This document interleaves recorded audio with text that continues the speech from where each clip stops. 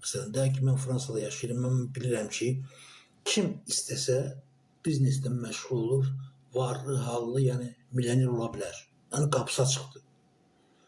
Amma burada məsələn deyək ki, 100 nəfərin içində bir 5 adama rast gələrsən ki, məsələn o şeylə yaşasın.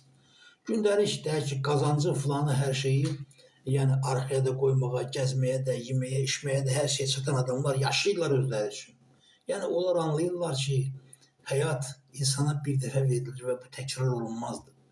Yəni o nöqteyi nəzərdən biz indi bugün dostlar, bizim burada danışdığımız məqsədimiz odur ki, bilək deyək ki, yəni biz elə bir dövlət qurmalıyıq ki, kim nə olmaq istəyirsə geçsin, olsun, bu azad olsun.